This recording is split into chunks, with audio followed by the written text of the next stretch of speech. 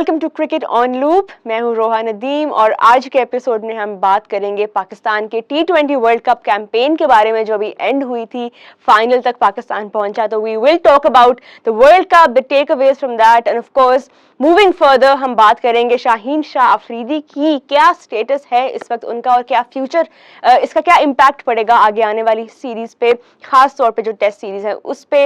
And of course then we will talk about the recently concluded series against Ireland women, Pakistan women और Ireland women की जो अभी series हुई थी one-days and T20s इन पाकिस्तान, उसके बारे में बात करेंगे। मेरे साथ स्टूडियो में है मजहर अरशद जो कि होपफुली अब पाकिस्तान स्टैंडर्ड टाइम के मुताबिक जो है वो सेट हो गए। Welcome back Mazhar, good to have you in the studio. बड़ा एंजॉय किया होगा आपने ऑफ कोर्स, एंड आपने भी एक्सपेक्ट नहीं किया होगा कि आप पाकिस्तान को फाइनल में देखेंगे। जी मैं जिस ग्रुप में था, जो हमारा जो ग्रुप था वहाँ पे टीवी क्रू का, उसमें पाकिस्तान का कोई ग्रुप मैच नहीं था। तो मैंने कोई पाकिस्तान का मैच कवर नहीं किया था, तो ऐसा लग रहा था कि बगैर पाकिस्तान का मैच देखे जो है वापस आ जाएंगे। तो फिर पाकिस्तान की टीम सेमीफाइनल में पहुंच गई। तो ऑब्वियसली आई थिंक काफ़ी ज़्यादा इंटरेस्टिंग क्रिकेट हुई। पाकिस्तान से हटके भी जो बाकी मैचेस थे, स्पेशली जो एसोसिएट टीम्स ने जिस तरीके से इस वर्ल्ड कप में परफॉर्म किया है, और बाकी भी जो हमने क्वालिटी ऑफ क्रिकेट देखी है, क्लोज मैचेस बहुत ज़्यादा हुए हैं, अपसेट्स हुए हैं। तो आई थिंक बारिश भी बहुत देखी है, बारिश भी हुई कुछ मैचेस में। कितना फ्रस्ट्रेटिंग था for you too when you were there, you know अच्छा खासा मैच होने वाला है, प्लस देखें जो मैचेस हमने किए हैं वो कोई भी नो रिजल्ट नहीं हुआ। तो मेलबर्न में एक दो ऐसे दिन थे कि जहाँ पे काफ़ी ज़्यादा बारिश हुई। बट ये है कि आई थिंक ये कहना गलत नहीं होगा कि in terms of quality of cricket ये जो है वो बेस्ट T20 वर्ल्ड कप था। I mean best mains T20 world cup जो 8 हुए हैं, जिस तरीके से क्रिकेट खेली गई, पिचेस, कंपटीशन, प्लेयर्स, और पाकिस्तान इंडिया का जो मैच था, I think one of the greatest games of all time. तो काफ़ी जो है वो आई थिंक अच्छा वर्ल्ड कप हुआ। वैसे वो one of the greatest games जो थी ना, अगर आप इमोशन को थोड़ा डिसोसिएट करें तो काफ़ी इंटरेस्टिंग, काफ़ी मज़ेदार गेम थी। हमने एक्सपेक्ट किया था कि जो भी जीते, लेकिन बिल्कुल, और ये कंसिस्टेंटली रहा है वर्ल्ड कप में ट्रेंड कि all matches have gone down to the wire. तो वन साइडेडनेस जो थी मैचेस की ओवरऑल वो काफ़ी कम थी। तो एज अ व्यूअर बड़ा इंजॉय किया सबने ये देख। एग्जैक्टली। और लास्ट टाइम जब T20 वर्ल्ड कप हुआ था यूएई में, तो उसमें ज़रा कंडीशंस जो है ना वो फेवर करती थी उन टीम्स को जो चेस करती थी। लेकिन यहाँ पे हमने कोई इस तरह की डिस्पैरिटी नहीं देखी। हर टीम के पास जो है वो मौका होता था। जो टीम अच्छा खेलती थी, वो फर्स्ट इनिंग्स हो या सेकंड इनिंग्स हो, तो वो जो है मैच में रहती थी। इवन जो फाइनल भी था, पाकिस्तान ने सिर्फ 137 किया, तो उस पर भी लग रहा था कि शायद पाकिस्तान जो है एक स्टेज के ऊपर डिफेंड कर लेगा। तो जैसे आपने कहा कि आई थिंक काफ़ी जो है ना वो हमें इस टूर्नामेंट में काफ़ी अच्छी क्रिकेट देखने को मिली है। अच्छा, पाकिस्तान की ओवरऑल जो कैंपेन रही वर्ल्ड कप की उसके बारे में बात करते हैं। Lot of positives for sure. कुछ जो बातें हमें टूर्नामेंट से पहले मजर हमने काफ़ी डिस्कस की थी मिडिल ऑर्डर को लेके, काफ़ी एप्रीहेंशंस थे कि कौन ऐसा प्लेयर होगा, कौन सा ऐसा बैटर होगा जो स्टेप अप करेगा। और ज़ाहिर है with Fakhar not being available थोड़े से हमें शफलिंग भी करनी पड़ी। So now looking back at it, how big of a problem was it, you know, the middle order, or do you think के असल problem जो है वो कुछ और है? I'm sure you have some very interesting views on that.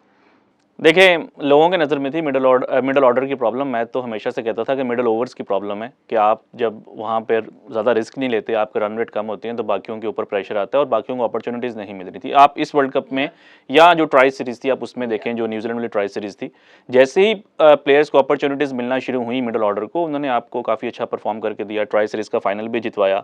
India वाले match में जो पाकिस्तान का कमबैक हुआ था बैटिंग में, वो मिडल ऑर्डर ने किया। साउथ अफ्रीका वाला मैच था। तो आई थिंक के कुछ पॉजिटिव्स हैं पाकिस्तान के लिए इस वर्ल्ड कप में। वो ये है कि अगर आपके ओपनर्स नहीं भी डिलीवर कर रहे, जो कि पाकिस्तान की बैकबोन है बाबर एंड रिजवान, तो आपके जो बाकी के प्लेयर्स हैं वो इतने कैपेबल हैं कि वो इनिंग्स को बिल्ड कर सकते हैं। फाइनल में आई नो कि नहीं कर सके, बट अगर आप ये देखें कि उन मिडल ऑर्डर की परफॉर्मेंसेस की वजह से आप फाइनल तक पहुंचे हैं। The game against south Africa specially, जिस तरीके से शादाब ने और इफ्तिखार ने वो 180 तक आपको लेके गए। बट डिड यू एक्सपेक्ट कि शादाब एंड नवाज स्पेशली ये दो प्लेयर्स जो हैं ये इतना इंपॉर्टेंट रोल प्ले करेंगे, वो भी ऑस्ट्रेलिया जैसी कंडीशंस में? Shadab and Nawaz turned out to be really breakthroughs for Pakistan. बिल्कुल ऐसे ही है। आई थिंक कि शादाब ने जो है ना वो जो 2020 का PSL हुआ था पाकिस्तान में, जो सारा पाकिस्तान में हुआ था, तो उसके अंदर जो है ना वो पहली बार हमने देखा था कि Shadab can be a good middle order batsman. वो ऊपर आके बैटिंग कर रहे थे। बांग्लादेश प्रीमियर लीग में भी उसी सीज़न में उनकी अच्छी परफॉर्मेंसेस थी। फिर आप इस साल भी अगर देखें पीएसएल में, तो आई थिंक अभी भी उनको उतनी अपॉर्चुनिटीज़ नहीं मिली जितनी कि उनको मिलनी चाहिए। वो अब एक प्रॉपर मिडल ऑर्डर बैट्समैन है, वो कोई टेल एंडर नहीं है या कोई 6-7 के बैट्समैन नहीं है। जितने आप उनको ज़्यादा ओवर्स देंगे वो उतना ज़्यादा इम्पैक्ट क्रिएट कर सकते हैं। आई मीन 20 गेंदों के ऊपर 50 करना एक वर्ल्ड कप मैच में, तो आई थिंक कि ये उनका पोटेंशियल दिखाता है कि वो एज ए बैट्समैन भी जो है वो काफ़ी ज़्यादा परफॉर्म कर सकते हैं। नवाज़ ने in the lead up to world cup I think काफ़ी अच्छा इसी तरीके से परफॉर्म किया था एशिया कप में, ट्राई सीरीज़ के कुछ मैचेस में। यहाँ पे एक मैच को फिनिश नहीं कर सके जो जिम्बाब्वे वाला मैच था। बट ये आपकी बात ठीक है कि नवाज़ और शादाब जो हैं वो अब ना सिर्फ वो पहले वो आप उनको लोग समझते थे कि टेल का हिस्सा है, अब वो पाकिस्तान के मिडिल ऑर्डर का हिस्सा है। उन्होंने काफी हमारा पर्सपेक्टिव बदल दिया है यूटिलिटी प्लेयर्स जहां तक होते हैं उसके हवाले से। And another player that we definitely have to talk about is Mohammad Haris. You know, the way that he stood up, काफी लेट उनको चांस मिला मजर, but when he was given the opportunity, a lot of people including myself had sort of doubted him in the beginning. जब उनको earlier मौका मिला था उन्होंने वो deliver नहीं किया, लेकिन how great was it to see Haris step up, rise to the occasion and deliver those T20 knocks that Pakistan really needed in those situations. I think सिर्फ 2 साल पहले जो है वो अंडर 19 वर्ल्ड कप खेल रहे थे साउथ अफ्रीका में, और उनकी जो डेवलपमेंट है वो काफ़ी फास्ट हुई है, जिस तरह उनकी बैटिंग और स्ट्राइक रेट काफ़ी फास्ट है। तो आई थिंक पेशावर ज़ल्मी ने उनको जो है वो काफ़ी ज़्यादा अपॉर्चुनिटीज़ दी थी as a top order batsman in the recent PSL, और वो पोटेंशियल उन्होंने वहाँ पे दिखाया। फिर वर्ल्ड कप जैसे बिग स्टेज के ऊपर और दुनिया के जो बेस्ट बॉलर्स हैं कागिसो रबाडा, अनरिक नोकिया, इनको अटैक करना, क्रूशियल मोमेंट्स, प्रेशर सिचुएशन के अंदर जो है उन्होंने हुए हैं वो जी उन्होंने जिस तरीके से जो है वो आई थिंक कैमियोज खेले हैं, वो पाकिस्तान के सेलेक्टर्स को और मैनेजमेंट को अब उन्होंने थोड़ा सा मजबूर कर दी है कि भाई मुझे ऊपर खिलाएं, मैं जो है ना वो काफी इम्पैक्ट क्रिएट कर पाकिस्तान के अंदर तक नहीं, ये आई एम श्योर जो दुनिया भर में लीग्स हो रही है, जो स्काउट्स हैं जिन्होंने देखा होगा हारिस को फॉर श्योर, बिल्कुल आप इसको क्या कहते हैं कि इग्नोर नहीं कर सकते, ये उस तरह का टैलेंट है। And we wish him all the best and hoping कि हमें और ऐसे नॉक्स उनकी तरफ से देखने को मिले अभी पीएसएल में भी। Let's talk about the bowling a bit. Haris Rauf really stepped up as well as a bowler. उनकी भी काफ़ी improved performances थी, खास तौर पे फाइनल्स में, फाइनल में, सेमीफाइनल में he really was there despite Shaheen being on the other end. एक अच्छा सपोर्ट उनको हमेशा से था शाहीन का, but even in his absence, Haris, is he the most improved bowler in the last 2 years? कह सकते हैं। आई थिंक जिस तरह शुरू में उनका इशू था कि वो जब बॉल नया होता था या जो शुरू के 10 ओवर्स थे उसमें उनका इकोनॉमी काफ़ी ज़्यादा हाई था। डेथ में तो वो शुरू से ही अच्छी बॉलिंग कर रहे हैं right from the day one. फिर जो है कुछ पिचेस भी उनके मतलब की थी ऑस्ट्रेलिया में, जैसा कि हमें पता है कि फर्स्ट टाइम जब उन्होंने दुनिया को दिखाया तो that was on Australian pitches because he was playing for Melbourne in the big bash league. फिर वो विकेट्स भी उनको सूट करती हैं, वो एक्सपीरियंस था और जिस तरीके से उन्होंने बॉलिंग की है पूरे वर्ल्ड कप में, तो आई थिंक आप ये कह सकते हैं कि वो he is one of the most improved cricketers in the recent years. और अच्छी बात ये थी कि पूरे वर्ल्ड कप में अगर आप देखें तो पाकिस्तान का जो बॉलिंग इकोनॉमी था that was by far the best by any team. और पाकिस्तान के जो है वो 4 ऐसे बॉलर्स थे जिसमें कि शादाब खान भी हैं, शाहीन अफरीदी भी हैं, हारिस रऊफ भी हैं, नसीम शाह भी हैं, जिनका कि इस टूर्नामेंट में जो इकोनॉमी है वो बिलो 7 था।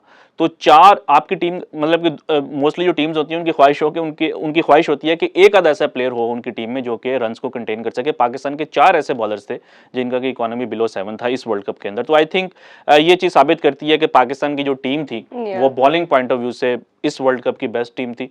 और दुनिया में इस time I don't think T20 cricket में इतने अच्छे बॉलिंग रिसोर्सेज जो है वो किसी और टीम के पास हैं।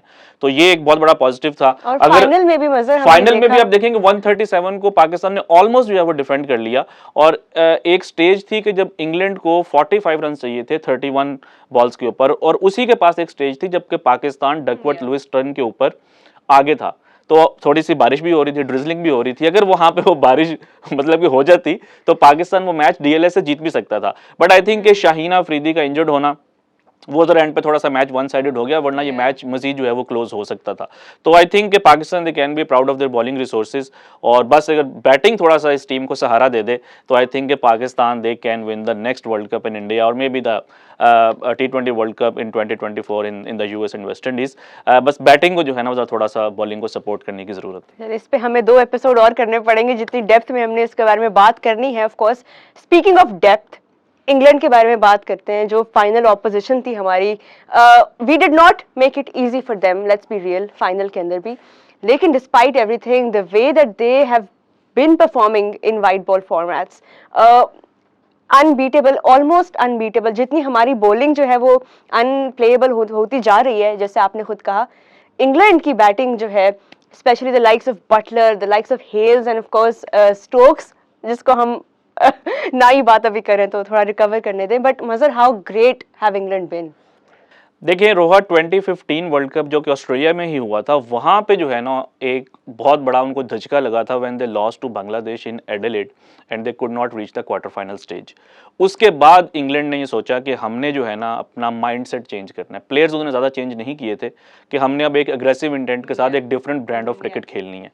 अगर आप उस वक्त से लेके अब तक देखें, I mean since 2015 world cup, 4 world cups हुए हैं, 3 T20 फॉर्मेट में और 1 50 ओवर फॉर्मेट में। उन 4 में से 2 वर्ल्ड कप जो है वो इंग्लैंड जीता है और एक के अंदर जो है वो फाइनलिस्ट थे और वो भी ऑलमोस्ट जीत के थे, but I mean Carlos Brathwaite ने जो 4 छक्के मार दिए। तो इजीली, आई मीन करंटली अगर आप देखें the amount of games they have one in the big tournaments, हम ये कह सकते हैं कि वो इस जनरेशन की बेस्ट वाइट बॉल टीम है। अगेन वही बात है कि उन्होंने अपना माइंडसेट चेंज किया है, एक फील्डलेस क्रिकेट जो है वो लेकर आए हैं। और आप अभी भी देखें कि ये जो इंग्लैंड की टीम वर्ल्ड कप जीती है, ये उनकी फुल स्ट्रेंथ टीम नहीं थी। मार्क वुड फाइनल नहीं खेले, जॉनी बेस्टो जो है वो वर्ल्ड कप नहीं खेले, जोफ्रा आर्चर जो है वो नहीं खेले, रीस टॉपली जो है वो भी इंजर्ड हो गए थे।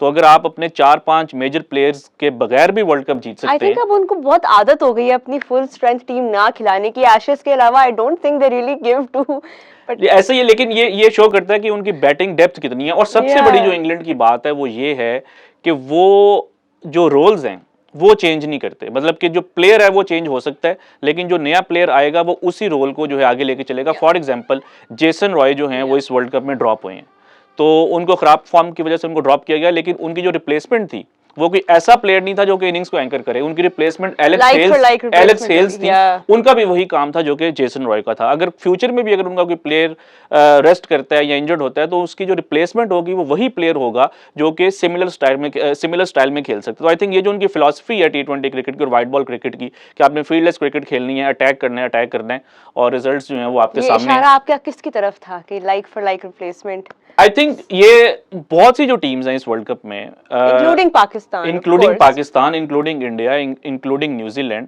इन सब टीम्स को जो है वो थोड़ा देखना होगा कि जो सक्सेस फार्मूला है बाकी टीम्स का या जो जीत रही है उनका क्या है। जो थोड़ा सा कंजर्वेटिव बैटिंग हम देखते हैं शुरू के 10 ओवर्स में, वो इंडिया का भी इशू है जो कि हमने सेमीफाइनल में देखा, वो पाकिस्तान का भी इशू है जो कि हम 1-2 साल से देख रहे हैं, और वो न्यूजीलैंड का भी इशू है जो केन विलियमसन ने जो सेमीफाइनल में इनिंग्स खेली थी सिडनी में, it took 29 balls to hit the first boundary. तो आई थिंक ये आपको जो है ना वो जरा जो मॉडर्न डे क्रिकेट है, आपको जरा थोड़ा सा फियरलेस और एक पॉजिटिव इंटेंट के साथ जो है वो बैटिंग करना होगी, तभी आप कामयाब हो सकते हैं। क्योंकि T20 एक वाहिद फॉर्मेट है जो कि आप अपनी बैटिंग की वजह से जीत सकते हैं। जो बाकी फॉर्मेट्स हैं उसमें अगर आपकी बैटिंग वीक है और बॉलिंग स्ट्रांग है तो आपकी सक्सेस के चांसेस फिर भी होते हैं, क्योंकि टेस्ट मैच में आपको 20 आउट करने हैं। T20 क्रिकेट में जो है वो आपने सिर्फ अटैक करना है। आपकी अगर स्ट्रांग बैटिंग है और बॉलिंग अगर थोड़ी सी वीक भी हो तो आपका गुजारा हो जाता है। लेकिन पाकिस्तान की तो बॉलिंग इतनी स्ट्रांग है कि पाकिस्तान को बस थोड़ा सा सहारा चाहिए अपनी बैटिंग की तरफ से, and I think they can also be like among the best, I mean they already are among the best teams, क्योंकि पाकिस्तान पिछले दोनों वर्ल्ड कप्स में जो है वो सेमीफाइनल तक तो पहुंचा है। लेकिन वो जो पाकिस्तान बड़े स्टेज के ऊपर आके मैच को फिनिश नहीं कर पा रहा, वो जिस तरह एशिया कप का फाइनल हार गया पाकिस्तान, सेमीफाइनल हार गया लास्ट ईयर, सेल फाइनल हार गया, तो आई थिंक वो सक्सेस हासिल करने के लिए जरा थोड़ा सा पाकिस्तान को माइंडसेट चेंज करना होगा। और माइंडसेट, जहाँ तक आपकी बात है, आपने जब भी इस टॉपिक पे बात किया है तो यू सेड कि strike rate is greater than average. ये मजहर अरशद का मोटो है और ट्विटर पे भी आज उन्होंने यही लिखा है कि अगर ट्विटर खत्म हो जाता है तो ये आप प्लीज याद रखें। मुझे लगता है ना ट्विटर ने खत्म होना है और ना ही जो है ना वो स्ट्राइक रेट इंप्रूव होना है। Let's see where that goes। अभी बात करते हैं शाहीन के बारे में, जिसके बारे में हमने काफी एपिसोड्स में इन डेप्थ बात की है, उनके इंजरी के बारे में, उनकी रिकवरी के बारे में। अभी इस पॉइंट पे Mazhar, how do things look? He did pick up rhythm in the middle of the tournament. शुरू के 2-3 मैचेस में ही वाजंट हिमसेल्फ, पेस पे उनकी वो नहीं थी और जाहिर है ही वाज स्ट्रगलिंग रनिंग में भी थोड़ा सा, but then he really did deliver when we needed Shaheen. अब लास्ट मैच में जो एक ब्लो आया पाकिस्तान को, where does Shaheen Shah Afridi go from here? देखिए, जो आपने खुद ही बता दिया कि कितने वो इम्पोर्टेंट हैं कि जब शुरू के 2 मैचेस में उन्होंने कोई विकेट्स नहीं ली थी, तो पाकिस्तान दोनों मैचेस हार गया था, इंडिया से भी और ज़िम्बाब्वे से भी। देन ही टूक 10 wickets in the space of 4 games और पाकिस्तान सेमीफाइनल में पहुंचा। फाइनल में भी उन्होंने स्टार्ट तो अच्छा लिया था, बट वो एक कैच लेते हुए उनको इंजरी हो गई। बट ये है कि लॉस तो मतलब कि बहुत बड़ा है, फाइनल में ही हमने देख लिया। अब पीसीबी का ये कहना है कि वो 2 वीक्स का उनका रीहैब है। तो 2 वीक्स का रीहैब का मतलब ये है कि उनको जो है उसके बाद थोड़ा-सा टाइम भी चाहिए होगा रिदम फॉर में आने के श्योर। लिए। तो मुझे तो वो पहला टेस्ट मैच खेलते हुए दिखाई नहीं देते, जो कि 1 दिसंबर से शुरू हो रहा है या अगेंस्ट इंग्लैंड। और ये भी पॉसिबल है कि कंसिडरिंग के वो लास्ट टाइम भी ज़रा थोड़ा-सा जल्दी टीम में आ गए, या तो उनको इंजरी भी जो है वो दोबारा हो गई है। तो ये भी पॉसिबल है कि पाकिस्तान जो है वो उनका पूरा सीज़न जो है वो रेस्ट करवाए। डू यू थिंक ये एक प्रोबेबिलिटी है, बिल्कुल है, I think considering how Pakistan has been taking decisions when it comes to I think so, क्योंकि देखें अगर तो शाहीन अफरीदी फिट हो भी जाते हैं, या लेकिन अगर उनका रीहैब कंप्लीट हो भी जाता है, लेकिन वो एक टेस्ट मैच की जो फिटनेस है बिल्कुल। कि आपको रोज के 25-30 ओवर्स जो है वो करने पड़ सकते हैं, और मतलब कि 5 टेस्ट मैचेस हैं आपके सीजन में, तो मुझे तो नहीं लग रहा कि जो शाहीन है वो सारे चलें, मैचेस क्या खेलेंगे। लाइक फॉर लाइक रिप्लेसमेंट होगी? क्या लगता है हारिस रऊफ का एक परमानेंट स्पॉट बन जाएगा रेड बॉल टीम में? नसीम शाह तो ऑलरेडी हमने देखा है कि ही इज रिलायबल। देखें, ये इस टाइम पाकिस्तान के लिए बहुत बड़ा इशू होगा फास्ट बॉलिंग को लेकर। इनफैक्ट पूरा पूरा जो आपका बॉलिंग अटैक है उसको लेकर, एक तो आपके स्पिनर्स ने भी रिसेंट टाइम्स में कोई अच्छा परफॉर्म नहीं किया, तो आपको उसमें भी अब नए लोगों को ट्राई करना होगा। Abrar Ahmed, I think in most probably he will make his test debut against England. और जो फास्ट बॉलिंग है, आपने हारिस रऊफ की बात की, तो ज़्यादा फर्स्ट क्लास क्रिकेट वो नहीं खेले हुए इस साल, काउंटी क्रिकेट वो खेले थे। बट अगेन अगर आप हारिस और नसीम के साथ जाते हैं, तो ये दोनों ऐसे बॉलर हैं जो कि इस्टेब्लिश्ड नहीं है टेस्ट क्रिकेट के अंदर। मतलब कि आप ये नहीं, आप इतना इनके ऊपर ट्रस्ट नहीं कर सकते कि ये हमें 20-25 ओवर्स करके दे सकते हैं डेली। और इस वजह से आई थिंक कि शायद पाकिस्तान को इन दोनों के साथ एक ऐसा बॉलर चाहिए होगा जो कि रेड बॉल क्रिकेट में लंबे स्पेल्स करने का आदी हो। तो मुझे ये लग रहा है कि शायद पाकिस्तान की प्लानिंग ये होगी कि हारिस और नसीम को खिलाया जाए, लेकिन इनके साथ एक तीसरा भी सीमर हो, वो मीर हमज़ा हो सकते हैं, क्योंकि मीर हमज़ा का फर्स्ट क्लास एक्सपीरियंस बहुत ज़्यादा है, टेस्ट क्रिकेट वो ऑलरेडी खेल चुके हैं। And then we might see Mohammad Abbas coming back, क्योंकि मीर हमज़ा और मोहम्मद अब्बास दोनों की जो परफॉर्मेंसेज हैं in the ongoing Quaid Azam Trophy, वो इस ट्रॉफी के अंदर उनकी अच्छी परफॉर्मेंसेज हैं, उनकी एवरेज भी अच्छी है। और आई थिंक कि पाकिस्तान जो है ना वो इतना बड़ा रिस्क नहीं लेगा कि आप सिर्फ 2 फास्ट बॉलर्स को खिलाएं और वो नसीम और हारिस हों। पाकिस्तान इनके साथ जो है वो एक एक्सपीरियंस्ड, या आप कह लेंगे जो लंबे स्पेल्स करने का आदी हो, इस तरह के फास्ट बॉलर को खिलाएगा। चलें, बात करते हैं विमेंस क्रिकेट के बारे में। अभी रिसेंटली कंक्लूडेड सीरीज हमने देखी, आयरलैंड ने टूर किया पाकिस्तान का। Ireland women were here and they played an ODI series, 3 matches की, T20s भी खेले। मजर ओवरऑल एक अच्छा साइन था कि विमेंस क्रिकेट भी पाकिस्तान में अब रेगुलरली करवाई जा रही है, and we are hosting big teams. Ireland they played some good cricket, but Pakistan were the ones who impressed throughout the one day series, खास तौर पे सिद्रा अमीन। ये प्रॉब्लम काफी देर से पाकिस्तान विमेंस टीम के साथ रहा है कि they have not been able to convert those 50s and 60s into the big scores, लेकिन सिद्रा अमीन really showed कि यार this is possible, and Muniba के साथ उनकी पार्टनरशिप, रिकॉर्ड्स बने हैं इस सीरीज में। जी, आई थिंक पाकिस्तान की होम सीरीज़ में जो परफॉर्मेंसेस रही हैं इस साल पोस्ट विमेंस वर्ल्ड कप, वो काफ़ी इंप्रेसिव रही हैं। कराची में भी इस साल के मिड के अंदर पाकिस्तान ने श्रीलंका को हराया था, दोनों सीरीज़ में, वनडे एंड T20s। और इसमें जो है पाकिस्तान ठीक है T20s हार गया, लेकिन वनडे में जिस तरह आपने बात की कि वो जो मैच था जिसमें कि दोनों ने आपके जो दोनों ओपनर्स थे मुनीबा और सिद्रा, उन्होंने सेंचुरीज़ की। और मुझे जो उसमें सबसे ज़्यादा जो खुशी हुई थी कि पाकिस्तान, वो एक होता है ना कि बस लकीर के फ़कीर हो जाना, कि जो नंबर 3 के ऊपर आ रहा है वो भी आज नंबर 3 ये पे, भी वो change चीज़ हुआ नहीं है। हुआ कि बिस्मा मारूफ जो हैं वो ज़रा प्रोएक्टिव थी, तो उन्होंने जो है वो प्लेयर जिस तरह आलिया रियाज हैं जो कि ज़्यादा अच्छी हिटिंग कर सकती हैं, उनको प्रमोट किया। और फिर दूसरे मैचेस में हमने देखा कि आयशा नसीम जो है वो ऊपर आई और उन्होंने बड़ी ज़बरदस्त पावर हिटिंग की। वो एक आधा उनका कैमियो था, लेकिन आई थिंक के वो काफ़ी उनकी जो है इंप्रेसिव परफॉर्मेंस थी। और Ayesha Naseem I think she is one of those players जिनकी कि काफ़ी लोगों की नज़रें होंगी इनके ऊपर in the upcoming women's T20 world cup जो कि साउथ अफ्रीका में है इन 2 or 3 months। Yeah. तो आई थिंक अच्छा है, एक तो पाकिस्तान की विमेंस को पाकिस्तान की जो विमेंस टीम है उनको अपॉर्चुनिटीज़ मिल रही हैं होम कंडीशंस में भी, ओवरसीज़ भी, Yeah.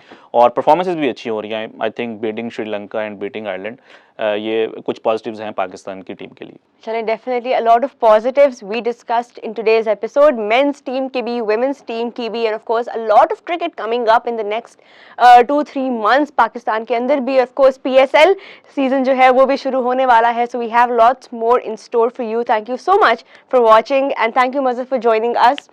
Thank you for watching Cricket on Loop. We will see you in the next one.